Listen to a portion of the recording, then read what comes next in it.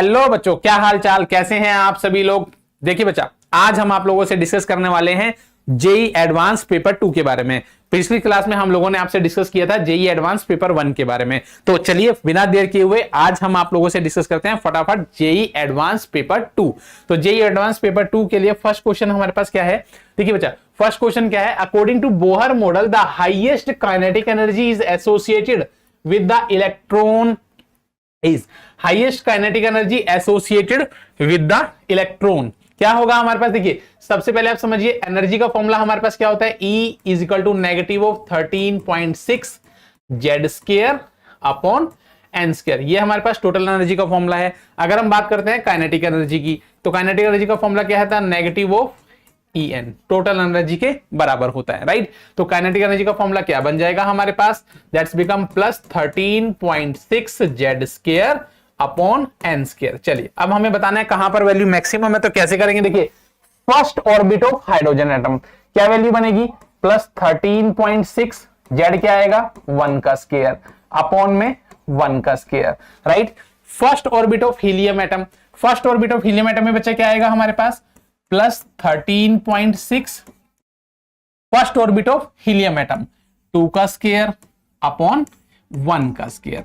Next हमारे पास क्या रहेगा, देखिए second orbit of helium atom, second orbit of helium atom में आप क्या लिखेंगे, 13.6 2 स्क्वायर अपॉन में 2 स्क्वायर, है ना। और उसके बाद देखिए फोर्थ वाले में क्या लिखेंगे आप, plus 13.6 second orbit of lithium, second orbit of lithium upon में 2 का स्क्वायर। अब यहां पर चेक कर लीजिए कौन सी वैल्यू सबसे ज्यादा है। बच्चा कौन सी वैल्यू सबसे ज्यादा है, यहां पर देखिए ये वैल्यू सबसे ज्यादा है, क्योंकि यहां पर ये तो कैंसिल हो जाएगा, राइट, ये भी कैंसिल हो जाएगा। तो सबसे ज्यादा बड़ी वैल्यू यहां पर क्या है, first orbit of helium ions. तो ये आपका आंसर हो जाएगा, ठीक है, राइट। चलिए नेक्स्ट पे चलते हैं।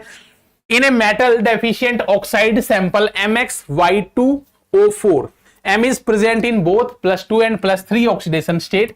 M जो है हमारे पास +2 and +3 दोनों ऑक्सीडेशन स्टेट में अवेलेबल है, right. Oxidation state and Y is in +3 oxidation state. Y हमारे पास किस में है, +3 ऑक्सीडेशन स्टेट में है। If the fraction of M2+ ions present in M is 1/3, M2+ ions जो प्रेजेंट है वो कितना है, 1/3 है। The value of X is, X की वैल्यू क्या होगी। बच्चा देखिए M2+ आयंस कितना है, X/3 तो +2 ऑक्सीडेशन स्टेट में है, और 2X/3 ये कितना है, +3 ऑक्सीडेशन स्टेट में है, राइट। X/3 कितना है बच्चा, +2 ऑक्सीडेशन स्टेट में है, क्योंकि टोटल अमाउंट कितनी है, X है। तो X का 1/3 +2 ऑक्सीडेशन स्टेट में है, और उसके बाद X का 2/3 +3 ऑक्सीडेशन स्टेट में है, और ओवरऑल ये किसके बराबर है, 2 के बराबर है। तो चलिए यहां से सॉल्व करते हैं। 2X/3 प्लस 3 से 3 कैंसिल हो जाएगा, 2X इक्वल टू +2, राइट। कितना आएगा ये, 2X plus 6X equal to +6 के बराबर होगा। ये कितना आएगा बच्चा, 8X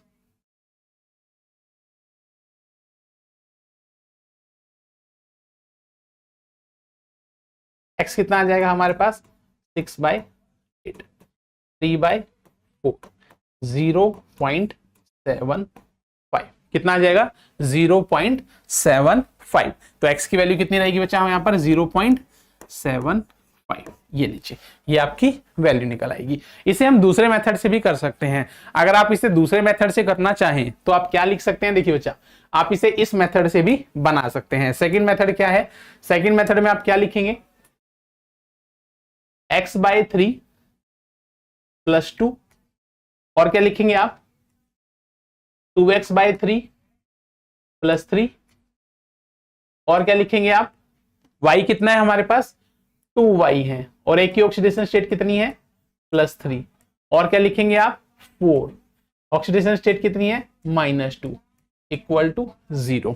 यहां से भी आप X की वैल्यू निकाल सकते हैं, ठीक है, यहां से भी आप X की वैल्यू आसानी से निकाल सकते हैं, ठीक है, राइट। चलिए नेक्स्ट देखते हैं। In the following reaction sequence the major product Q is. सबसे पहले हमारे पास क्या है बच्चा, सबसे पहले हमारे पास है ग्लूकोज। क्या है हमारे पास, ग्लूकोज। C6H12O6 ग्लूकोज हमारे पास है। हमने क्या किया, हाइड्रोजन आयोडाइड से रिएक्ट करा दिया, HI से हमने रिएक्ट करा दिया।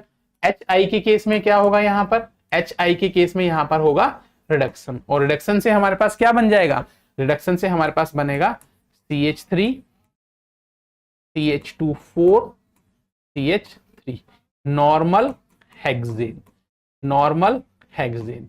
अब नॉर्मल हेक्सेन बनने के बाद क्या हुआ, हमने इसे रिएक्ट करा दिया किससे, क्रोमियम ट्राइऑक्साइड से, Cr2O3 775 केल्विन पर 10 to 20 एटमोस्फेयर पर। यहां पर क्या बनेगा बच्चा, इससे क्या हो जाएगा, इस कंडीशन पर ये किस में कन्वर्ट हो जाएगा, ये कन्वर्ट हो जाएगा हमारे पास बेंजीन में। इसमें कन्वर्ट हो जाएगा बेंजीन में। ये क्या बना, बेंजीन। अब आपको क्या करना है, इस बेंजीन को यानी कि P को, प्रोडक्ट P को आपको रिएक्ट कराना है किससे, क्लोरीन से, और वो भी किस में, एक्सेस में। हमें क्या करना है, इसे रिएक्ट करवाना है किससे, क्लोरीन से, और वो भी किस में रिएक्ट कराना है, एक्सेस में। तो जब आप यहां पर इसे एक्सेस ऑफ क्लोरीन से रिएक्ट कराएंगे, क्लोरीन एक्सेस में लेके रिएक्ट कराएंगे, तो आपके पास प्रोडक्ट क्या जनरेट होगा, आपके पास प्रोडक्ट जनरेट होगा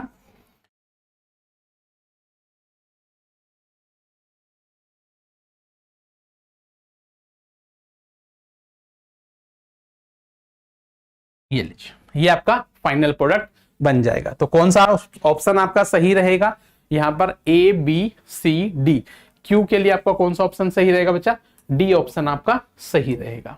ठीक है, राइट, डी ऑप्शन आपका सही हो जाएगा। नेक्स्ट देखिए, the species formed on fluorination of phosphorus pentachloride in a polar organic solvent are, in polar organic solvent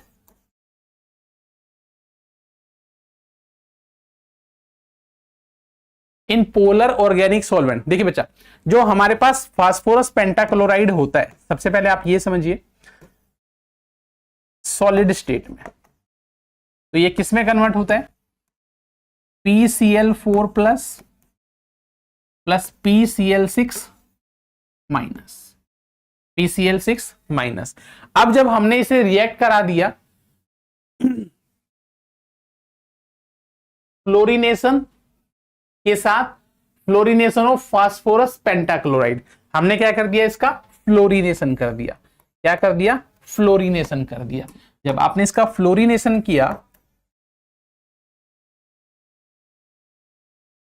तो फ्लोरिनेशन करने पर हमारे पास क्या जनरेट हुआ, एक तो हमारे पास जनरेट हुआ PCl4 प्लस, और क्या जनरेट हुआ, PCl4F2 माइनस, ये जनरेट हुआ।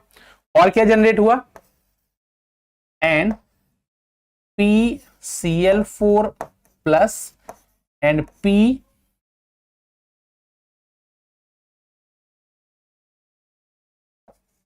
F6 minus.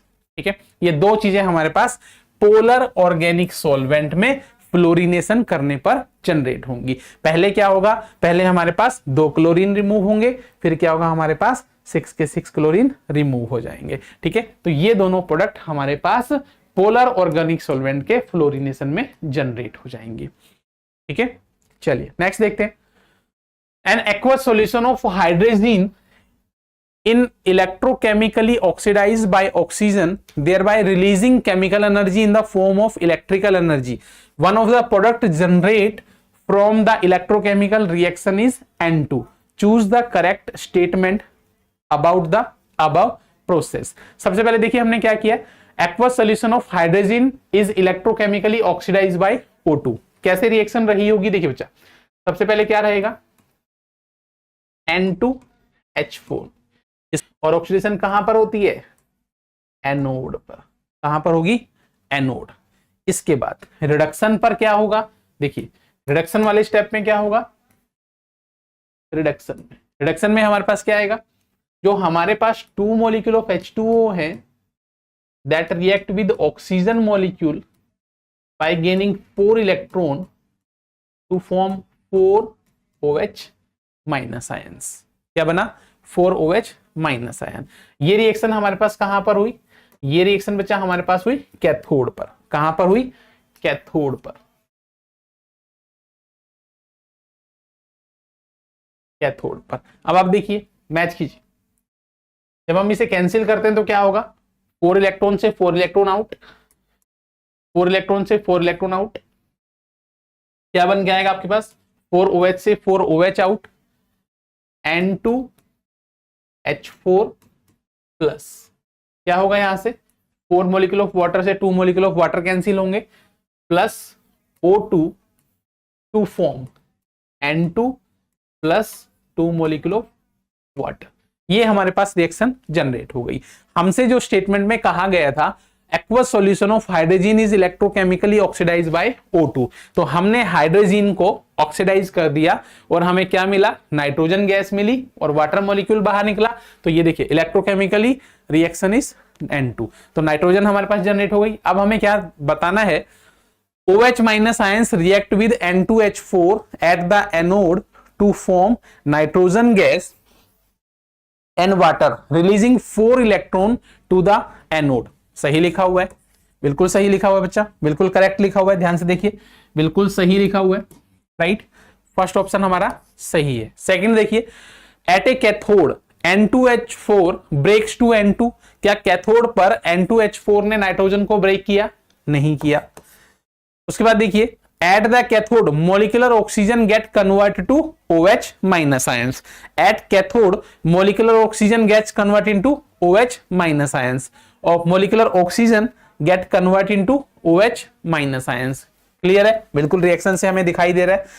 Oxide of nitrogen are major by product for the electrochemical process. गलत लिखा हुआ है, oxide of nitrogen major by product नहीं है, है ना। तो हमारे पास ए ऑप्शन सही है और हमारे पास सी ऑप्शन सही है, जो इस रिएक्शन से हमें बिल्कुल क्लियर हो गया था। ठीक है, आगे चलते हैं। देखिए, the option with correct sequence of reagent for the conversion of P to Q। देखिए बच्चा, सबसे पहले हमें क्या देखना है कि क्या चेंजेस आए हैं। P से Q जाने पर क्या चेंजेस आए हैं? देखिए, सबसे पहला चेंज हमें कहां पर मिला? एस्टर कहां कन्वर्ट हुआ? एसिड में। दूसरा चेंज हमें कहां मिला? साइनाइड किस में कन्वर्ट हुआ? एल्डिहाइड में।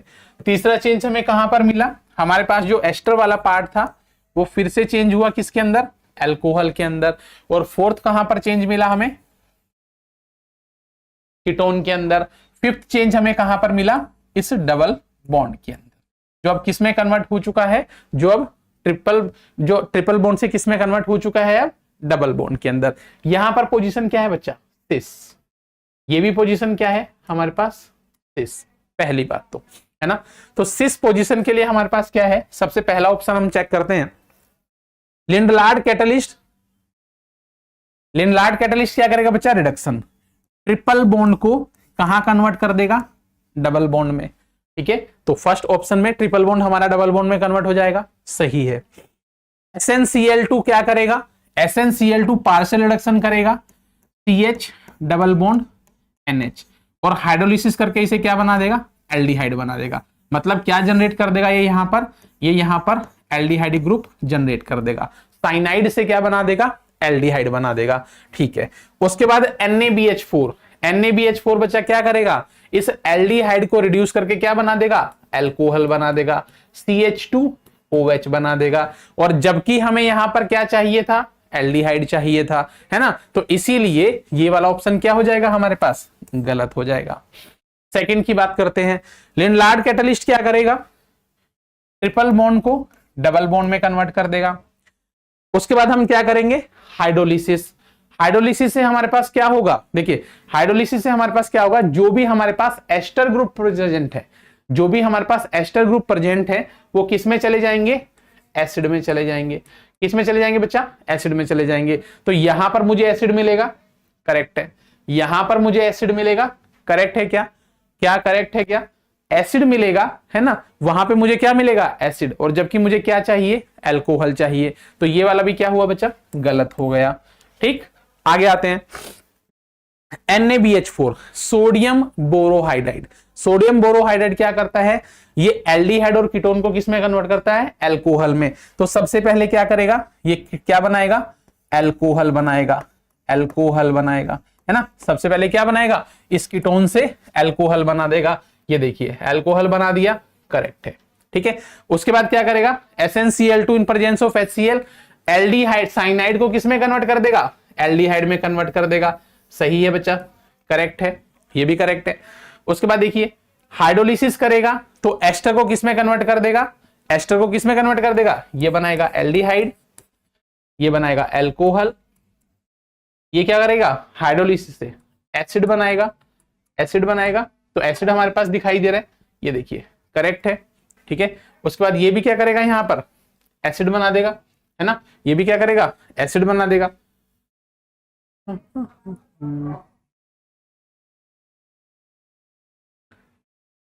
ये हो गया, करेक्ट है। उसके बाद देखिए लिनलार्ड कैटलिस्ट क्या करेगा, ट्रिपल बॉन्ड को किसमें कन्वर्ट कर देगा, डबल बॉन्ड में कन्वर्ट कर देगा। तो ये भी हमारे पास क्या है, करेक्ट है। ट्रिपल बॉन्ड को किसमें कन्वर्ट कर देगा, डबल बॉन्ड में, है ना। तो ये भी हमारे पास क्या हो जाएगा, करेक्ट हो जाएगा, ठीक, राइट। आगे देखिए लिनलार्ड कैटलिस्ट क्या करेगा, ट्रिपल बॉन्ड को कहां ले जाएगा, डबल बॉन्ड में ले जाएगा। उसके बाद क्या होगा, NaBH4 क्या करेगा, कीटोन को किसमें कन्वर्ट कर देगा, एल्कोहल में कन्वर्ट कर देगा। ट्रिपल बॉन्ड कहां जाएगा, डबल बॉन्ड में जाएगा। कीटोन वाला पार्ट कहां चला जाएगा, एल्कोहल में चला जाएगा, ओके। उसके बाद क्या होगा, SnCl2 एल्डिहाइड को किसमें कन्वर्ट कर देगा, एसिड में कन्वर्ट कर देगा। सही है, बिल्कुल सही है। क्या करेगा, NaBH4 के बाद क्या होगा, ये क्या करेगा, एल्डिहाइड को साइनाइड को एल्डिहाइड में कन्वर्ट कर देगा। फिर क्या होगा, हाइड्रोलिसिस होगा। हाइड किस में कन्वर्ट हो जाएगा, एल्डिहाइड के अंदर। फिर हाइड्रोलिसिस से हमारे पास क्या जनरेट होगा, ऊपर वाले पार्ट पर यहां क्या जनरेट होगा, हमारे पास एसिड जन बैठते हैं, राइट। तो हमारे पास COD दोनों के दोनों आंसर हो जाएंगे। The compound having peroxide linkage is, किसके अंदर पेरोक्साइड लिंकेज प्रेजेंट है। फर्स्ट देखते हैं बच्चा, फर्स्ट क्या है हमारे पास, H2H2O7। H2H2O7 में क्या आएगा आपके पास, देखिए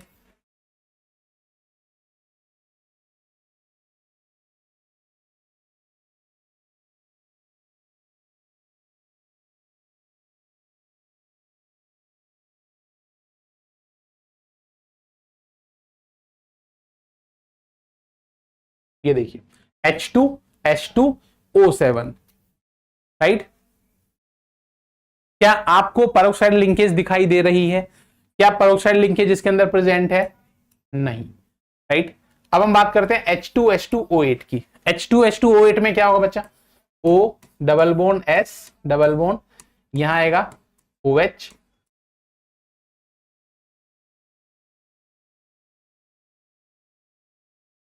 ये लीजिए। यहां आपके पास क्या है, पेरोक्साइड लिंकेज। कहां पर पेरोक्साइड लिंकेज है, ये देखिए पेरोक्साइड लिंकेज, ठीक है। तो ये हमारे पास पेरोक्साइड लिंकेज हो जाएगी। आगे देखिए H2H2O5, H2H2O5, H2H2O5 में हमारे पास क्या होगा, देखिए H2H2O5,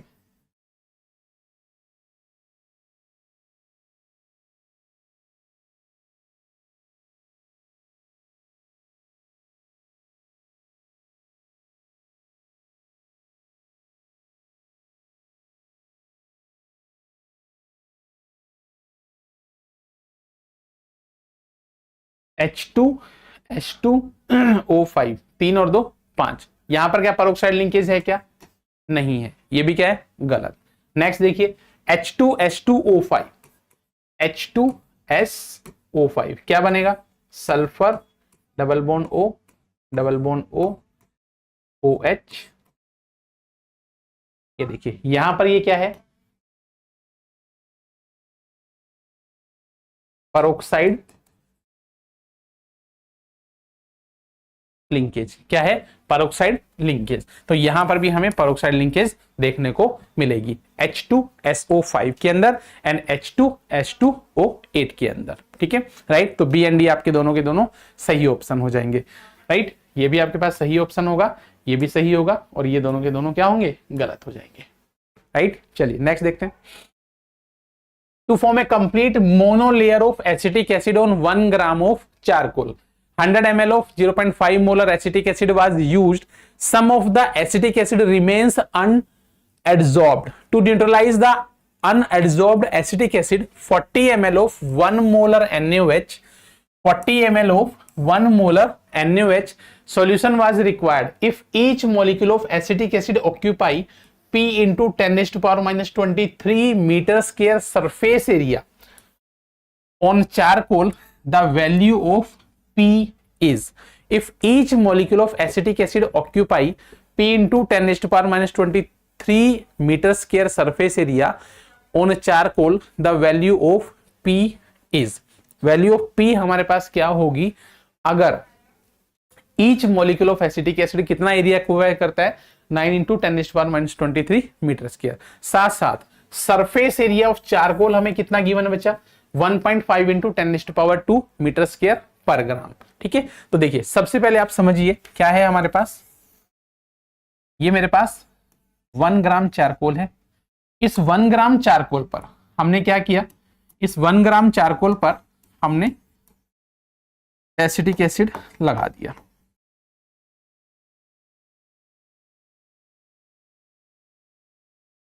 millimoles of acetic acid, millimoles of acetic acid मेरे पास कितने हैं, 100 इंटू 0.5, 50 आ गया। ठीक है, राइट, ये 50 मिलीमोल्स हमारे पास थे। इसमें से क्या हुआ, कुछ एसिटिक एसिड तो एब्जॉर्ब हो गया और कुछ एसिटिक एसिड जो है वो एब्जॉर्ब नहीं हुआ। जो एसिटिक एसिड एब्जॉर्ब नहीं हुआ, उस अनएब्जॉर्ब्ड एसिटिक एसिड ने क्या किया, बेस के साथ रिएक्शन कर ली। क्या किया बच्चा, उसने बेस के साथ रिएक्शन की, है ना। जो एब्जॉर्ब नहीं हुआ, इसने क्या किया, बेस के साथ रिएक्शन कर ली। तो यहां पर मिलीमोल्स ऑफ बेस कितने आएंगे, मिलीमोल्स ऑफ बेस कितने आएंगे, 40 इंटू 1, 40 इंटू 1, तो टोटल कितने आ गए, 40 मिलीमोल्स आ गए। अगर बच्चा हमारे पास सोडियम हाइड्रोक्साइड 40 मिलीमोल कंज्यूम हुआ और हमारे पास टोटल एसिड कितना था, 50 मिलीमोल, इसका मतलब क्या हुआ, जो अनयूज्ड एसिटिक एसिड था वो हमारे पास कितने मिलीमोल था, अनयूज्ड, अनएब्सॉर्ब्ड एसिटिक एसिड कितना होगा, देखिए 50 मिलीमोल्स हमारे पास स्टार्टिंग में थे, इसमें से कुछ एब्जॉर्ब हो गया, बाकी जो अनएब्जॉर्ब्ड बचा था, उसने क्या किया, उसने बेस के साथ रिएक्शन की। किसके साथ रिएक्शन की, बेस के साथ। अब बेस में 1 मोल सोडियम हाइड्रोक्साइड 1 मोल एसिटिक एसिड के साथ रिएक्ट करेगा, है ना। तो 1 मोल सोडियम हाइड्रोक्साइड 1 मोल एसिटिक एसिड के साथ जब रिएक्ट किया, तो जितने एसिटिक एसिड कंज्यूम होंगे उतने ही हमारे पास सोडियम हाइड्रोक्साइड कंज्यूम होंगे। इसीलिए जो अनएब्सॉर्ब्ड एसिटिक एसिड था वो कितना होगा, 50 मिलीमोल्स माइनस 40 मिलीमोल्स, ये आपके पास आएगा 10 मिलीमोल्स। ठीक है, 10 मिलीमोल्स। अब जो हमारे पास 10 मिलीमोल्स आए हैं, अगर हम इसको मोल्स में कन्वर्ट करते हैं तो मोल्स हमारे पास कितने हो गए, 10 इंटू मिलीमोल्स है -3, 10⁻² कितना हो जाएगा, 2 मोल्स हो गए, 10⁻² मोल्स हो गए। अब इस 10⁻² मोल्स में अगर हम नंबर ऑफ मॉलिक्यूल्स निकालें, नंबर ऑफ मॉलिक्यूल्स, तो नंबर ऑफ मॉलिक्यूल्स हमारे पास कितने आएंगे, देखिए ये तो 10 मोल्स थे, तो 10⁻² इंटू में 6 इंटू 10⁻20 कितना हो जाएगा, मिलीमोल्स कितना है, 10⁻² मोल्स हो गया। 10⁻² मोल्स होने के बाद नंबर ऑफ मॉलिक्यूल्स कितने हो गए, एक मॉलिक्यूल के अंदर एवोगाड्रो नंबर ऑफ मॉलिक्यूल्स होंगे, एक मोल्स के अंदर कितना होगा, एवोगैड्रो नंबर ऑफ मॉलिक्यूल्स होंगे। तो ये टोटल कितना निकल आएगा हमारे पास, 6 इंटू 10⁻25 मॉलिक्यूल्स, राइट। ये हमारे पास टोटल मॉलिक्यूल्स हो गए। क्या हो गए, टोटल मॉलिक्यूल्स हो गए, ठीक है, राइट।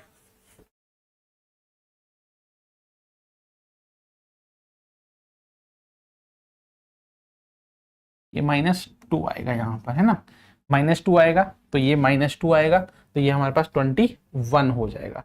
कितना हो जाएगा, 21, 6 into 10⁻21 molecules.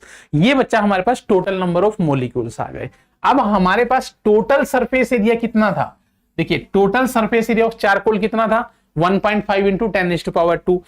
Total number of molecules कितने हैं, इतने हैं। अगर मैं टोटल सरफेस एरिया को अगर मैं टोटल नंबर ऑफ मॉलिक्यूल से डिवाइड कर दूं तो मेरे पास surface area of one molecule किसके बराबर आएगा, टोटल सरफेस एरिया 1.5 इंटू 10⁻, कितना आएगा 2, डिवाइड बाय कितना है आपके पास 6 इंटू 10⁻21, है ना, 6 इंटू 10⁻21। ये मेरे पास क्या हो जाएगा, ये मेरे पास सरफेस एरिया ऑफ मॉलिक्यूल हो जाएगा, ठीक है। ये मेरे पास क्या होगा, सरफेस एरिया ऑफ मॉलिक्यूल हो जाएगा। अब हमसे जो आंसर पूछा गया वो किस में पूछा गया, देखिए बच्चा, P इंटू 10⁻23 की फॉर्म में, P इंटू 10⁻23 की फॉर्म में। पहले हम क्या करते हैं, इसे सॉल्व कर लेते हैं। सॉल्व करेंगे तो आप कितना आएगा, देखिए ये कितना आ जाएगा हमारे पास, ये हो जाएगा 15/6 इंटू में 10/21, राइट, 21 हो जाएगा। इसको सॉल्व करेंगे तो कितना हो जाएगा, देखिए 15 डिवाइड बाय 6 इंटू 10⁻20 हो जाएगा, 20 हो जाएगा, डिवाइड कर लीजिए, ठीक है। यह आ जाएगा हमारे पास 2.5 इंटू 10⁻20। अब हमें किसकी फॉर्म में लिखना है, -23 की फॉर्म में लिखना है। तो -23 की फॉर्म बनाने के लिए हमें क्या करना पड़ेगा, देखिए -23 की बनाने के लिए क्या करना पड़ेगा, हम इसे लिखना पड़ेगा 25, इसे हमें लिखना पड़ेगा 2500 इंटू 10⁻23। ये लीजिए, ऐसा हम लिख सकते हैं। एक पॉइंट इधर लेंगे, है ना, एक पॉइंट इधर लेंगे तो -1, एक और लेंगे तो -2, एक और लेंगे तो -3, तो 2500 10⁻23। तो हमारे पास P की वैल्यू क्या आ गई, दैट इज 2500, ये वैल्यू हमारे पास निकल आएगी, ठीक है, 2500 ये वैल्यू हमारे पास निकल आएगी। आगे देखिए, vessel A contain W2 gram of a non-volatile solute X dissolved in W1 gram of water. Vessel 2 contain W2 gram of another non-volatile solute Y dissolved in W1 gram of water. Both the vessels are at the same temperature and pressure. The mole mass of X is 80% that of Y. The 1-2 factor of X is 1.2 times that of Y for their respective concentration. The elevation in boiling point of the solution in vessel 1 is इतने time %% of the solution in vessel 2। देखिए questions में बहुत सारी चीजें बच्चा common given है। कैसे given है, वेसल 1 की अगर हम बात कर लेते हैं, वेसल 1 में आपके पास क्या है, देखिए वेसल 1 और यहां पर आपके पास क्या है, वेसल 2। वेसल 1 में आपके पास W2 gram of a non volatile solute X कितना है आपके पास, W2 ग्राम, ठीक है। Dissolve in W1 gram of water आपके पास कितना है, W1 ग्राम वाटर है। वेसल 2 में आपके पास क्या है, W2 gram of a another non volatile solute Y कितना है हमारे पास, W2 ग्राम, और इसके साथ साथ dissolve in W1 gram of water कितना है हमारे पास, W1 ग्राम, ठीक है, राइट। उसके बाद देखिए, both the vessel are at the same temperature and pressure. Temperature and pressure दोनों साइड कैसा है बच्चा, बिल्कुल सेम है। The molar mass of X is 80% that of Y। अगर Y का मोलर मास अगर y का मोलर मास ऑफ y हमने 1 मान लिया तो मोलर मास ऑफ x कितना आएगा? 0.8 आएगा। ठीक है, उसके बाद 1/2 factor of x is 1.2 time that of y। तो x का 1/2 फैक्टर जो है 1.2 टाइम है 1/2 फैक्टर ऑफ y के। तो y का 1/2 फैक्टर हमने मान लिया 1, तो ये क्या है इसका 1.2 है। अब उसके बाद देखिए क्या कहा गया, जो एलिवेशन इन बॉइलिंग पॉइंट है डेल्टा टीबी किसके लिए? x के लिए, अपॉन में डेल्टा टीबी किसके लिए? y के लिए। आप हमें सबसे पहले ये निकाल के दे, उसके बाद हमें क्या करना है, इसका परसेंटेज निकालना है। परसेंटेज के लिए हम क्या करेंगे, इनटू में 100 कर देंगे। इनटू में क्या करेंगे, 100 कर देंगे, राइट। तो हम क्या लिखेंगे इसे, परसेंटेज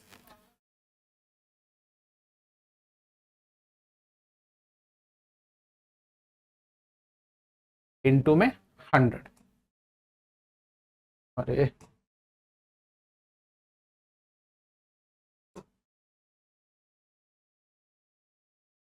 इसके बराबर आ जाएगा। देखिए i कितना है x के लिए 1.2, ठीक है। kb दोनों केस में सेम ही आएगा, भाई सॉल्वेंट वाटर है तो दोनों केस में सेम ही आएगा।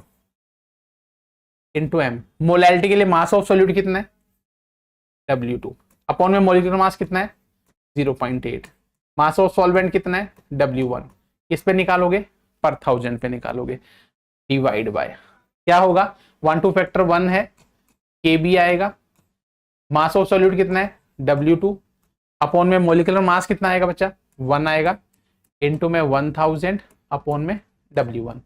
क्या होगा, कैंसिल कर दीजिए फटाफट से, क्या क्या आने वाला है देखिए, ये कैंसिल होगा, यहां से W2 से W2 कैंसिल होगा, इससे ये कैंसिल होगा, तो ये आपके पास क्या निकल कर आएगा, ये निकल कर आएगा 1.2 अपॉन में 0.8 इनटू में 100। 100 क्यों आएगा, क्योंकि हमने यहां से परसेंटेज निकाला है ना, क्या निकाला है, परसेंटेज निकाला है। तो क्या निकल के आ जाएगा, देखिए ये निकल कर आएगा हमारे पास कितना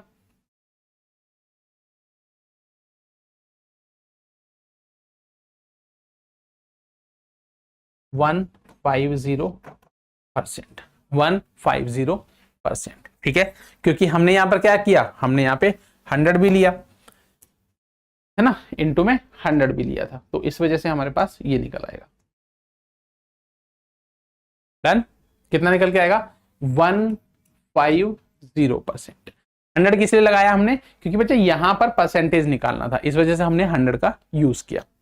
चले आगे, चलिए।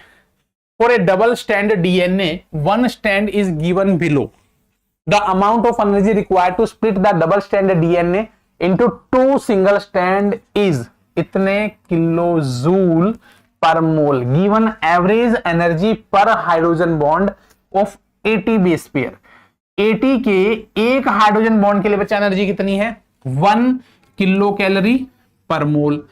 जीसी बॉन्ड के, जीसी बेस पेयर के 1 बॉन्ड के लिए एनर्जी कितनी है 1.5 kilo joule per mole, 1.5 kilo joule per mole. And AU base pair के लिए एनर्जी कितनी है 1.25 kilo joule per mole. Ignore electrostatic repulsion between the phosphate group, और आपको टोटल एनर्जी निकालनी है। सबसे पहले समझिए बच्चा, सबसे पहले आपको क्या पता होना चाहिए, ए और टी के बीच में क्या होगा डबल बॉन्ड, दूसरा जी और सी के बीच में क्या होगा ट्रिपल बॉन्ड। तो एक एटी बेस में, एक एटी बेस में आपके पास कितनी हाइड्रोजन बॉन्डिंग होगी 2। एक एटी बेस में आपके पास कितनी हाइड्रोजन बॉन्डिंग होगी, हाइड्रोजन बॉन्डिंग इक्वल टू 2। एक जीसी बेस में आपके पास हाइड्रोजन बॉन्डिंग कितनी होगी बच्चा 3, ठीक है, राइट। तो total hydrogen bonding in eighty आपके पास कितनी आएगी, देखिए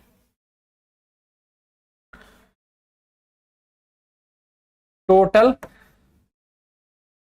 हाइड्रोजन बॉन्डिंग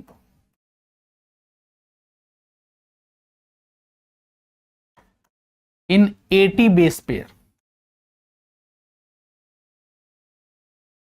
कितनी आएगी आपके पास, देखिए 1 2 3 4 5 6 7, तो 7 इंटू में कितनी हो गई, 14 हो गई, 14 हाइड्रोजन बॉन्डिंग हो गई। Total hydrogen bonding in GC base pair कितनी आएगी आपके पास, देखिए जीसी बेस पेयर में टोटल हाइड्रोजन बॉन्डिंग कितनी आएगी आपके पास, 1 2 3 4 5 और एक 6, 6 इंटू 3 कितनी हो गई, 18 हो गई, हो गई। अब एक हाइड्रोजन बॉन्ड के लिए आपके पास एनर्जी कितनी है, 80 बॉन्ड के एक हाइड्रोजन बॉन्ड के लिए एनर्जी आपके पास कितनी है, इंटू में 0.1.0, तो 14 किलो कैलोरी पर मोल आ गई। एक जीसी बॉन्ड के लिए आपके पास एनर्जी कितनी है, 1.5 इंटू में 1.5, तो कितना आएगा देख लीजिए, कितना निकल के आएगा ये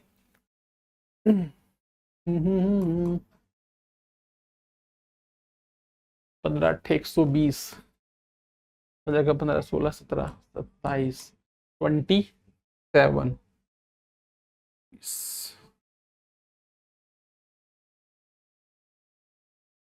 किलो कैलोरी पर मोल, ठीक है। कितना आ गया, देखिए ये हमारे पास क्या था, टोटल हाइड्रोजन बॉन्डिंग थी, ये क्या था, टोटल हाइड्रोजन बॉन्डिंग थी, ये क्या था, एनर्जी थी टोटल, राइट, टोटल एनर्जी थी पर बॉन्ड, तो टोटल कितना निकला 14 किलो कैलोरी पर मोल, ये कितना निकला 27 किलो कैलोरी पर मोल, ऐड कर दीजिए कितना निकल के आएगा मेरे पास टोटल 41 किलो कैलोरी पर मोल, ये वैल्यू हमारे पास निकल आएगी, है ना, कितनी निकल के आएगी 14 किलो कैलोरी पर मोल, ठीक है, डन। चले आगे, चलिए नेक्स्ट देखते हैं। among this one molecules, among this one and this one, the total number of species with tetrahedral geometry is, total number of species having tetrahedral geometry is, बच्चा देखिए कहां कहां पर टेट्राहेड्रल ज्योमेट्री एग्जिस्ट करती है, COCN4 tetrahedral geometry होती है, cobalt CO3NO tetrahedral geometry होती है, XCF4 स्ट्रक्चर बनाएंगे तो समझ में आएगा स्क्वायर प्लेनर ज्योमेट्री है, PCl4 प्लस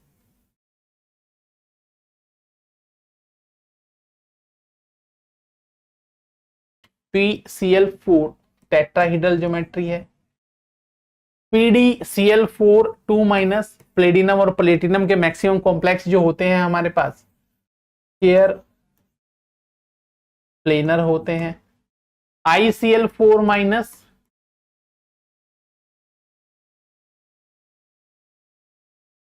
स्क्वायर प्लेनर होगा, स्क्वायर प्लेनर होगा। उसके बाद अगर हम बात करें CuCN4 3 माइनस टेट्राहेड्रल कॉम्प्लेक्स बनेगा, राइट।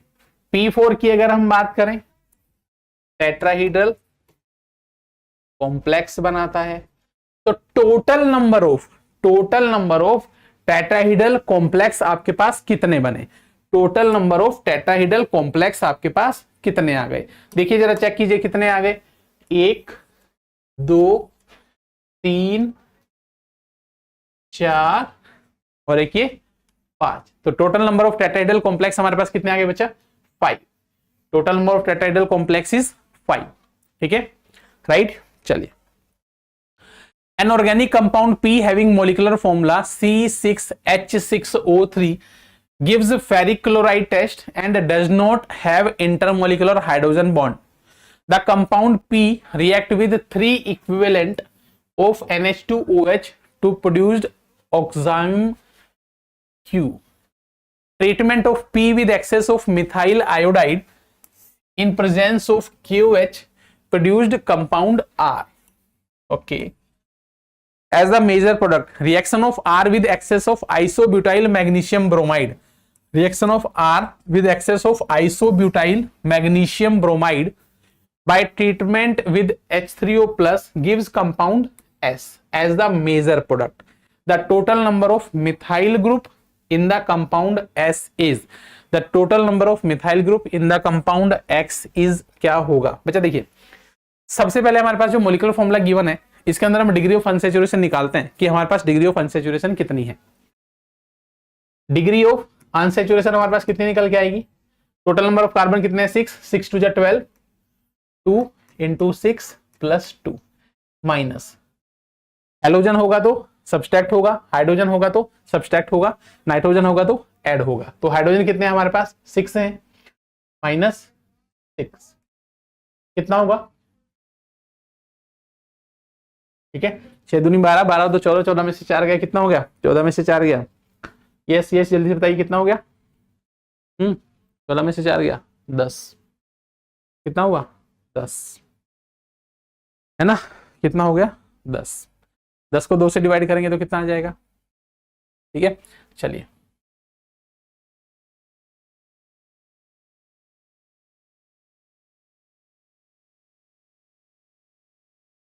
चलिए, है ना,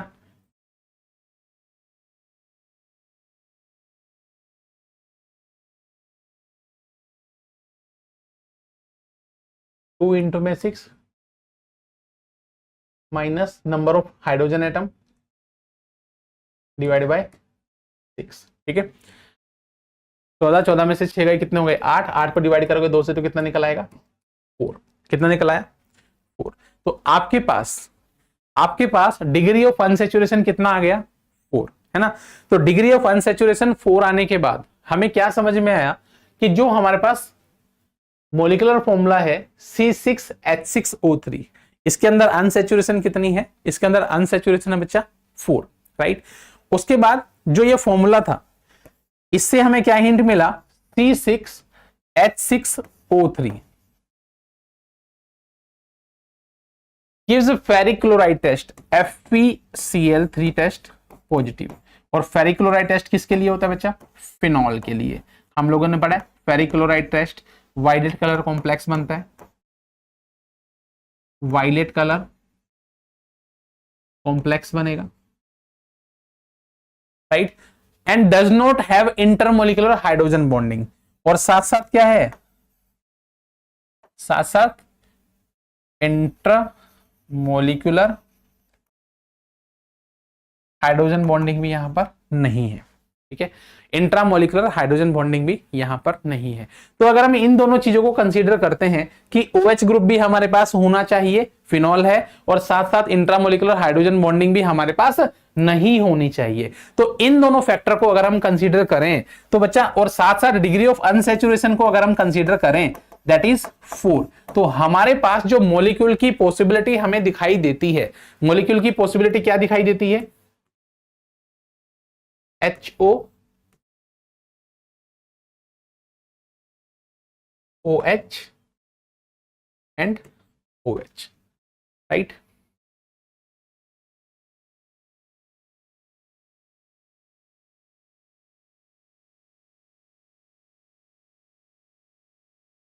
और क्या लिख सकते हैं, ये यहां पर है ना, क्या लिखेंगे O डबल बॉन्ड,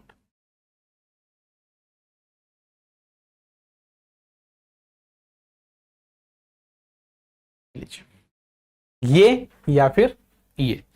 अब हमें कौन सा लेना है, ये हम आगे की रिएक्शन कंडीशन से डिसाइड करेंगे, ये या फिर ये।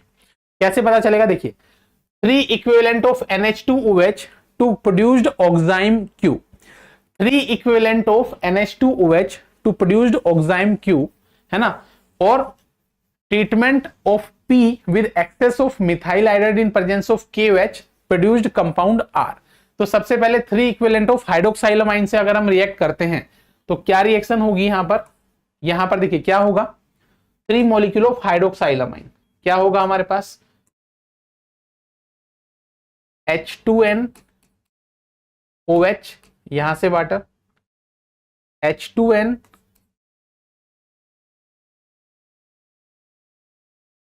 यहां से वाटर बाहर,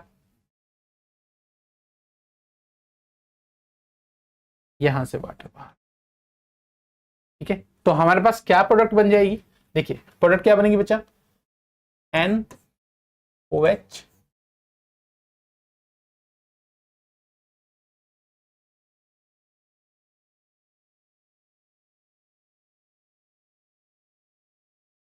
ये लीजिए, ये जनरेट हो जाएगा double bond NOH, double bond NOH and double bond NOH। ठीक है, उसके बाद हमने क्या किया कि जो हमारे पास ऑक्साइम Q प्रोड्यूस हुआ, जो हमारे पास ऑक्साइम Q जनरेट होगा, जो ऑक्साइम Q हमारे पास जनरेट होगा, treatment of P with excess of methyl iodide, treatment of P with excess of methyl iodide in presence of KOH produced compound R। क्या किया हमने इसे, एक्सेस ऑफ मिथाइल आयोडाइड से प्रोड्यूस रिएक्ट किया in presence of KOH,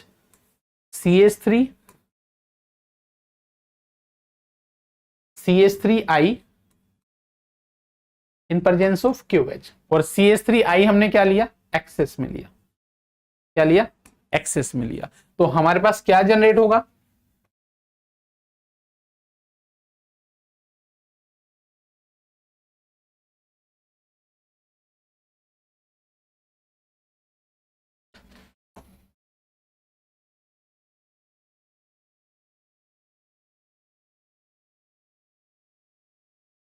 CH3 CH3 CH3 CH3 CH3 and then CH3, ये हुआ।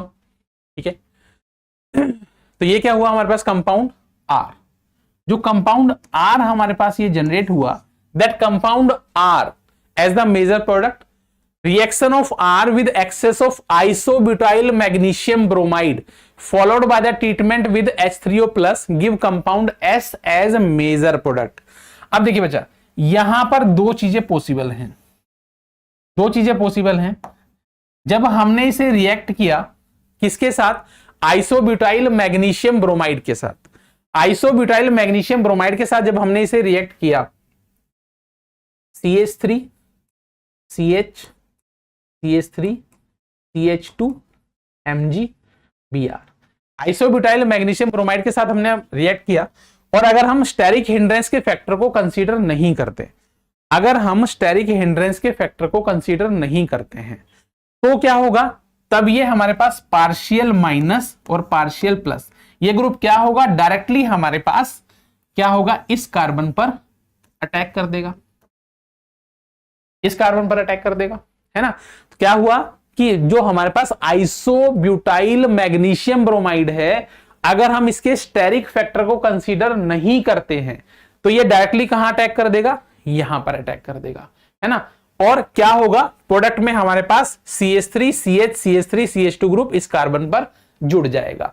लेकिन steric factor होने की वजह से, इस मॉलिक्यूल के अंदर स्टेरिक हिंड्रेंस होने की वजह से क्या होगा, यहां पर क्या होगा, ये बॉन्ड यहां शिफ्ट होगा, और यहां पर जो हाइड्रोजन है बच्चा, ये वाला जो हाइड्रोजन है, ये हाइड्रोजन कहां अटैक करेगा, ये हाइड्रोजन इस कार्बन पर अटैक करेगा। और जब ये इस हाइड्रोजन पर अटैक करेगा तो आपके पास क्या बनेगा प्रोडक्ट में, OH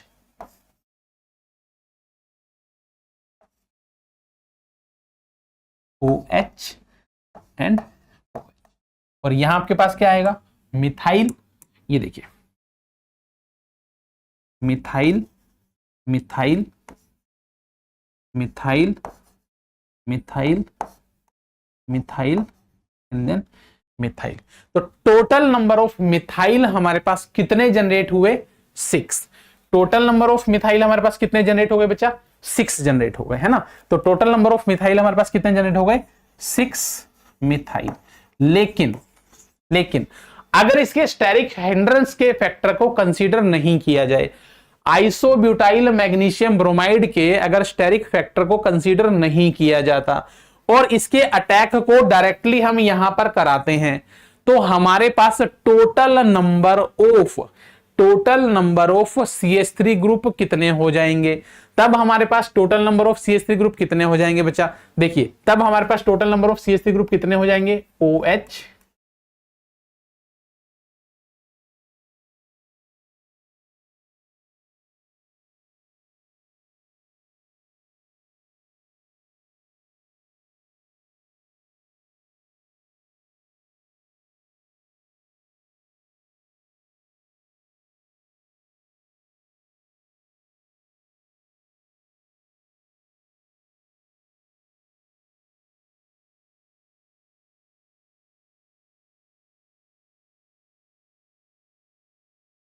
ये देखिए,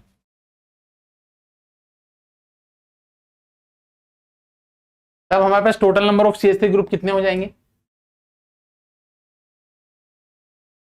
1 2 3 4 5 6 7 8 9 10 11 और ये 12। टोटल CH3 ग्रुप कितने हो जाएंगे हमारे पास? 12 CH3 ग्रुप,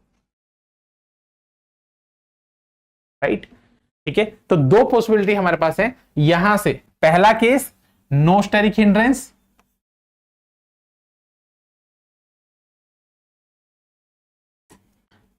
यहां हमने कंसीडर किया स्टेरिक फैक्टर, स्टेरिक फैक्टर, तब हमारे पास प्रोडक्ट क्या बनी? 6 मिथाइल ग्रुप आए। कितने मिथाइल ग्रुप आए? 6 मिथाइल ग्रुप आए। लेकिन अगर हमने कंसीडर किया no steric factor, no steric factor, अगर हमने कोई भी स्टेरिक फैक्टर कंसीडर नहीं किया, स्टेरिक हिंड्रेंस यहां पर काउंट नहीं की, आइसोब्यूटाइल मैग्नीशियम ग्रुप की, है ना, आइसोब्यूटाइल मैग्नीशियम ब्रोमाइड की, तो क्या होगा? हमारे पास total number of methyl group कितने आएंगे? 12 आएंगे। बच्चा, अब ये डिपेंड करता है कि हमारे पास एडवांस में किस टाइप से इसे कंसीडर किया जाता है, IIT से कैसे कंसीडर करती है, उसके अकॉर्डिंग इसका आंसर डिसाइड होगा, है ना। बट मोस्ट प्रोबेबली जो इसका आंसर निकल कर आएगा वो 6 निकल कर आएगा, क्योंकि मैक्सिमम केसेस हमने जितने भी किए वहां पर हम इसका स्टेरिक हिंड्रेंस का फैक्टर काउंट करते हैं, इसकी वजह से यहां पर ये जनरेट होता है। ठीक है, राइट। तो मोस्ट प्रोबेबिलिटी जो इसकी है यहां पर आंसर 6 निकल के आएगा, 6 मिथाइल ग्रुप। चलिए नेक्स्ट देखते हैं। An organic compound P with molecular formula C9H18O2 decolorize bromine water and also show positive iodoform test। decolorize bromine water का मतलब क्या हुआ बच्चा? यहां पर कार्बन डबल बॉन्ड कार्बन है, and also show positive iodoform test. Positive iodoform test देता है, इसका मतलब क्या है? यहां पर CH3 CHOH ग्रुप प्रेजेंट है ना। P on ozonolysis followed by the treatment of H2O2, ozonolysis followed by the treatment of H2O2, ये क्या है बच्चा? Oxidative ozonolysis. क्या है? Oxidative ozonolysis. और ये क्या बनाएगा? ये हमारे पास एसिड बनाता है। Q एंड R, दो प्रोडक्ट हमें यहां से मिल रही हैं। While compound Q show positive iodoform test and compound R do not show positive iodoform test. ठीक है, Q and R on oxidation with pyridinium chlorochromate, PCC के साथ ऑक्सीडेशन करेंगे, और PCC क्या करता है हमेशा? पार्शियल ऑक्सीडेशन, है ना। Followed by the heating with S and T respectively. Both S and T show positive iodoform test. SOT दोनों के दोनों क्या देते हैं? पॉजिटिव आयोडोफॉर्म टेस्ट देते हैं, है ना। पॉजिटिव आयोडोफॉर्म टेस्ट करते हैं, इसका मतलब इसके अंदर कहीं ना कहीं क्या प्रेजेंट है? CH3 C double bond O group present है, right. Complete copolymerization of 500 molecule of Q and 500 molecule of R gives 1 mole of a single acyclic compound U, single acyclic compound U। तो हमें क्या करना है? इस U के बारे में बताना है। तो देखिए कैसे करेंगे, सबसे पहले बात करते हैं, सबसे पहले स्टेप बाय स्टेप करते हैं, स्टेप बाय स्टेप डाटा निकालते हैं। क्या होगा? C9H18O2 C9H18O2 का डिग्री ऑफ अनसैचुरेशन कितना आएगा बच्चा? कितना आएगा?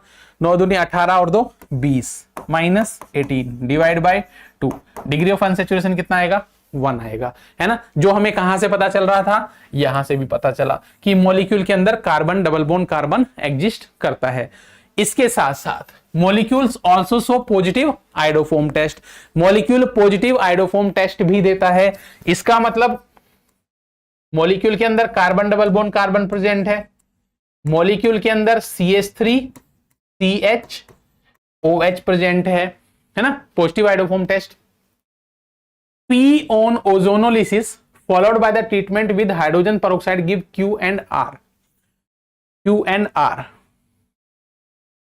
देखिए carbon double bond carbon, carbon double bond carbon के बाद हमारे पास टोटल नंबर ऑफ कार्बन है 9 और मॉलिक्यूल क्या देता है, पॉजिटिव आयोडोफॉर्म टेस्ट देता है। तो हम लगा सकते हैं CH3 CHOH, ये होगा हमारे पास एक तो, और साथ साथ क्या है 1 2 3 4, 4 के बाद कितने कार्बन बचे हमारे पास 9, इधर लगाते हैं CH3 CH2 CHOH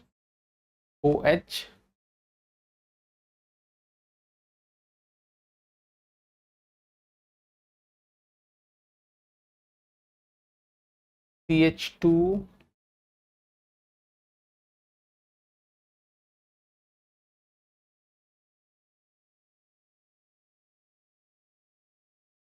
CH2 CH2 CH2 CH2 OH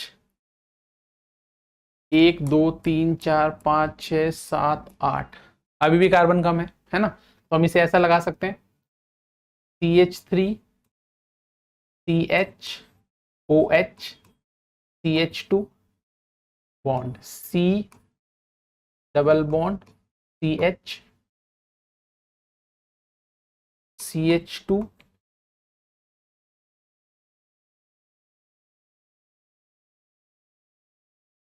CH2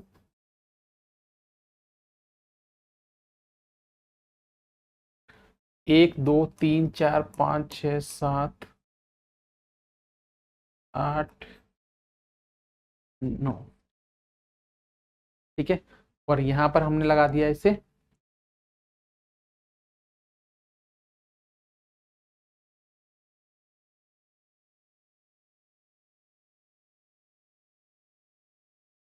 OH, ये लीजिए, ऐसा भी हम बना सकते हैं CH3 CHOH CH2 CH double bond CH CH2 CHOH CH2 CH3।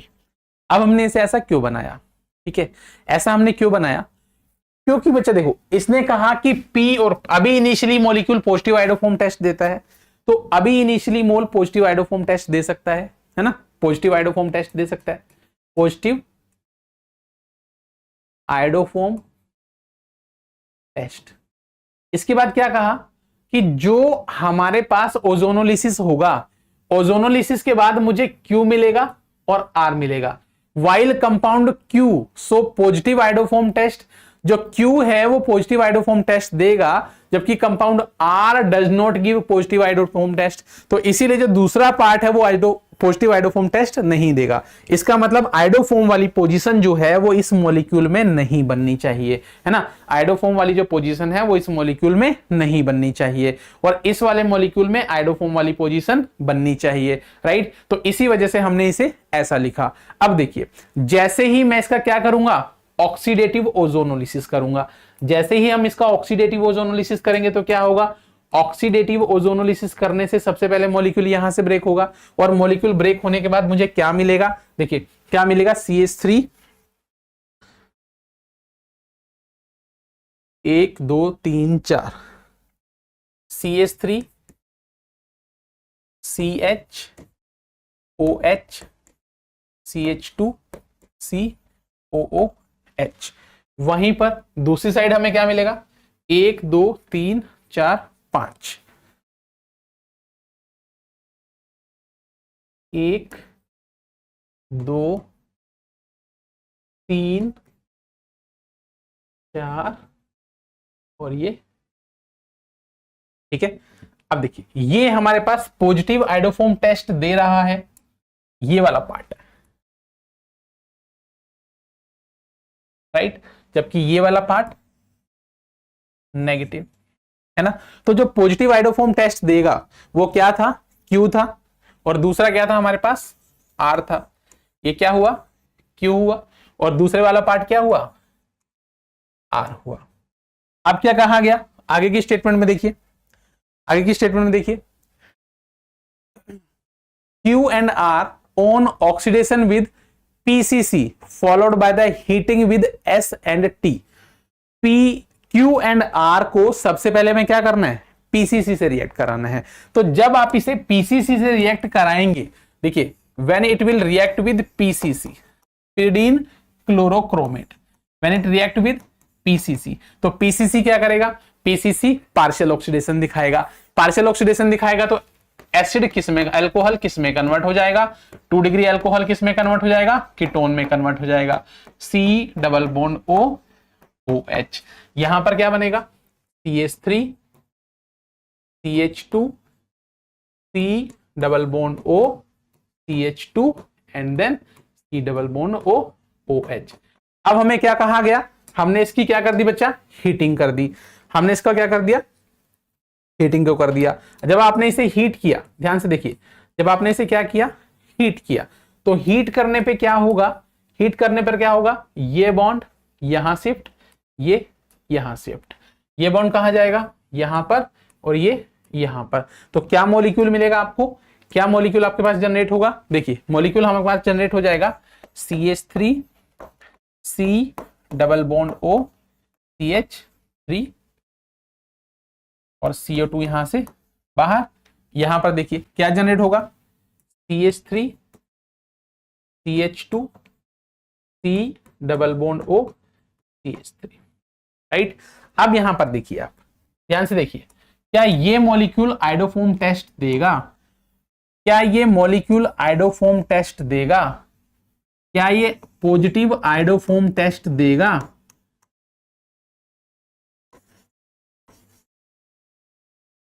Yes देगा, है ना। सेम एज यहां पर देखिए, पॉजिटिव आइडोफोम टेस्ट, क्लियर है, दोनों साइड पॉजिटिव आइडोफोम टेस्ट मिला। हमारे पास क्या मिला था, Q and R compound Q shows positive iodoform test, R does not give positive iodoform test, है ना। Q and R on oxidation with pyridine followed by the S and T respectively. किससे में मिला, Q से मिला S और R से मिला T। Q से मिला हमें S और R से मिला हमें T, ठीक है, ये हो गया। CH3 C double bond O CH3 CH3 CH2 C double bond O CH3, ये मॉलिक्यूल हमारे पास हो गए। अब हमें क्या कहा गया, क्या कहा गया, both S and T show positive iodoform test, हमने देख लिया। उसके बाद हमें क्या कहा गया, सबसे पहला क्वेश्चन क्या कहा गया, sum of number of oxygen atom in S and T is, sum of oxygen atom in S and T is. S के अंदर बच्चा, S के अंदर कितनी ऑक्सीजन है हमारे पास, 1 है। T के अंदर हमारे पास कितनी ऑक्सीजन है, 1 है। Sum of oxygen atom in S and T कितना निकल के आएगा, 1 + 1 = 2। फर्स्ट क्वेश्चन हो गया, 1 + 1 = 2। सेकेंड क्वेश्चन क्या है, the molecular weight of U is, the molecular weight of U is, molecular weight of U is बच्चा कैसे निकलेगा, देखिए हमारे पास रिएक्शन में क्या हुआ था, रिएक्शन में हमारे पास क्या हुआ, हमारे पास जो ये मॉलिक्यूल है 1 2 3 4, 1 2 3 4 5, 3 hydroxy butanoic acid, 3 hydroxy butanoic acid, 3 hydroxy pentanoic acid, ठीक है, 3 हाइड्रोक्सी ब्यूटेनोइक एसिड और 3 हाइड्रोक्सी पेंटेनोइक एसिड।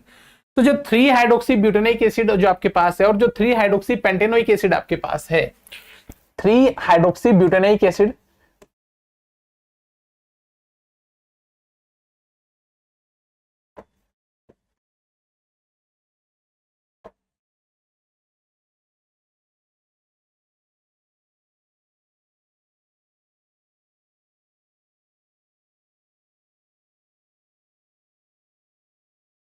ये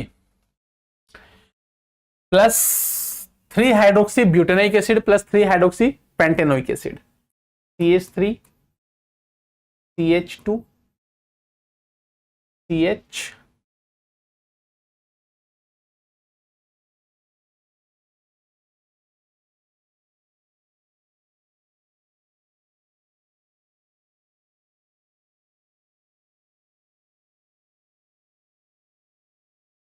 ये लीजिए, इसे हमने क्या किया, इसे हमने कंबाइन किया। इसके हमारे पास कितने मोल्स हैं, 500 मोल, और इसके भी हमारे पास कितने हैं, 500 मोल्स। इन्हें कंबाइन करके हमने क्या जनरेट किया, पॉलीमर जनरेट किया। क्या जनरेट किया बच्चा, पॉलीमर जनरेट किया। इन्हें कंबाइन करके हमने क्या किया, पॉलीमर जनरेट किया। तो जो पॉलीमर जनरेट हुआ, पॉलीमर में क्या जनरेट हुआ हमारे पास, देखिए बच्चा,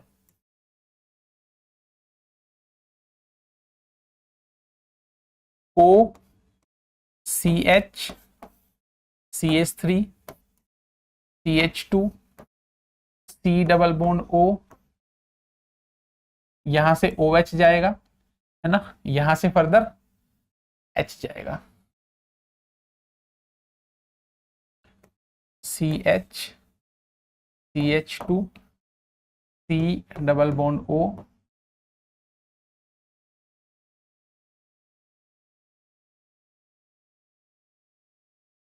C2H5।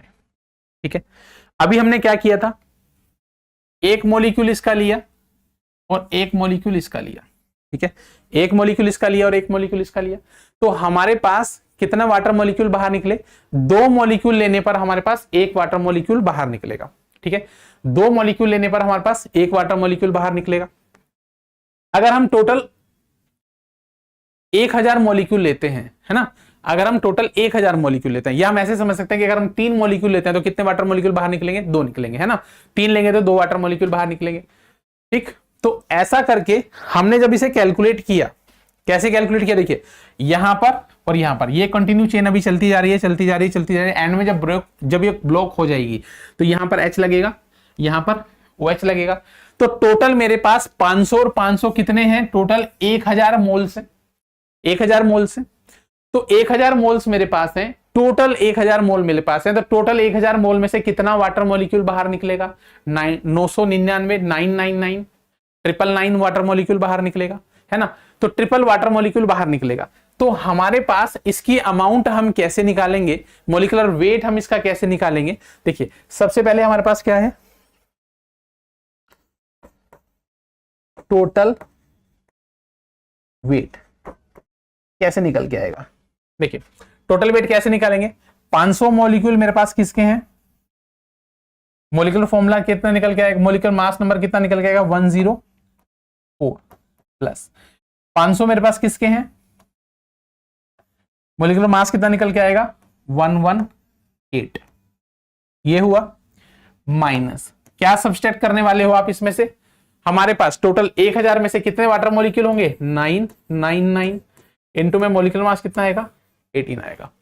ठीक है, राइट। जब आप इसे सॉल्व करेंगे तो ये कितना आएगा, 93018, कितना निकल के आएगा, 93018। ये हमारे पास मॉलिक्यूलर वेट निकल आएगा, 93018।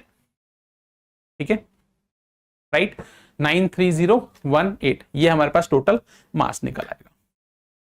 चले आगे, चलिए नेक्स्ट देखते हैं। नेक्स्ट क्या है, when potassium iodide is added to an aqueous solution of potassium ferricyanide, a reversible reaction is observed in which a complex P is formed. In a strong acidic medium, the equilibrium shift completely towards P.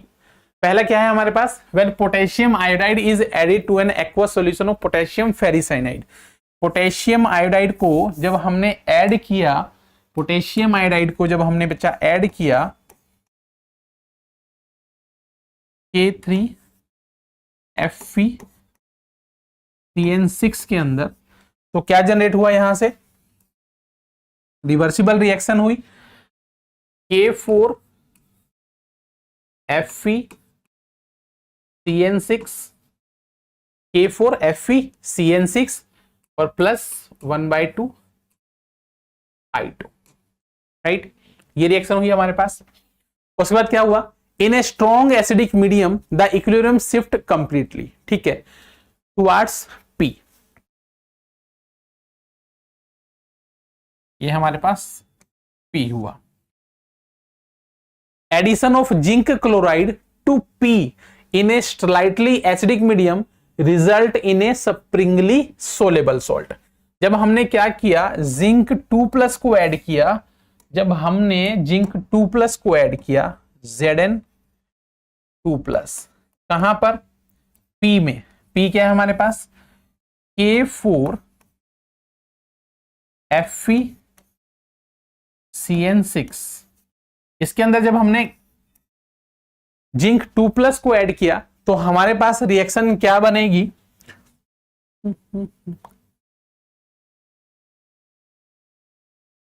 K2Zn thrice FeCN6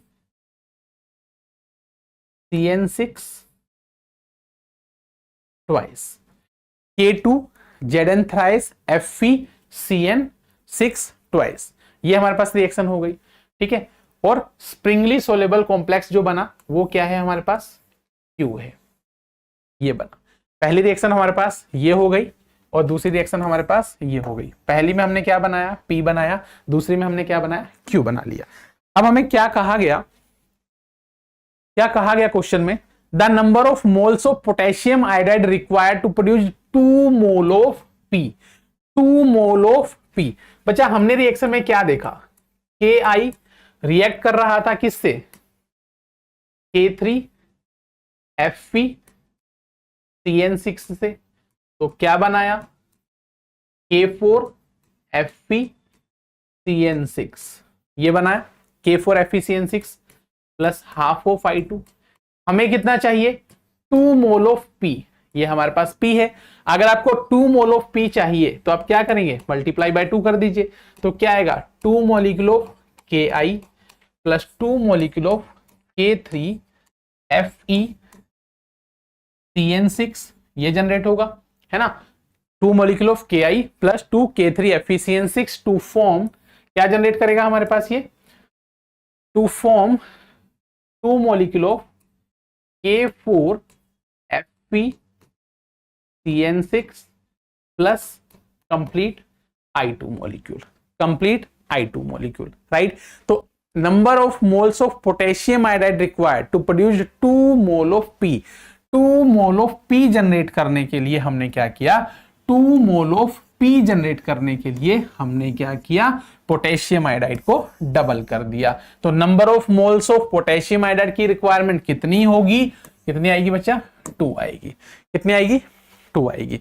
इसके बाद हमने क्या किया, next क्या था हमारे पास, the number of zinc ions present in the molecular formula of Q is, number of zinc ions present in the molecular formula of Q is, क्या था हमारे पास, जिंक 2+ प्लस K4FeCN6, क्या बनाया हमने, K2Zn thrice FeCN6 twice।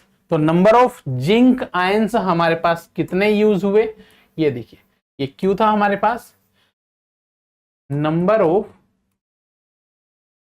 Zinc 2+ ions कितने हैं, 3, कितने बचा, 3, तो यहां पर आपका 3 आ जाएगा, ठीक है, राइट। चलिए, तो ये थे आपका टोटल जेईई एडवांस पेपर 2 का कंप्लीट सॉल्यूशन, ठीक है, राइट। इसके अलावा बच्चा आपको इस पेपर को तो अटेम्प्ट करना ही करना है, साथ में क्या करना है, जो प्रीवियस ईयर के क्वेश्चंस हुए हैं आपको उन्हें भी प्रैक्टिस में लाना है, उनकी भी आपको प्रैक्टिस करनी है, ताकि आप ज्यादा से ज्यादा एडवांस के क्वेश्चंस को लगा पाएं और फिर आपको एडवांस का रियल पेपर अटेम्प्ट करने में बहुत ज्यादा प्रॉब्लम नहीं आएगी। चलिए, तो मिलते हैं आपसे नेक्स्ट पेपर में, नेक्स्ट पेपर के सॉल्यूशन के साथ।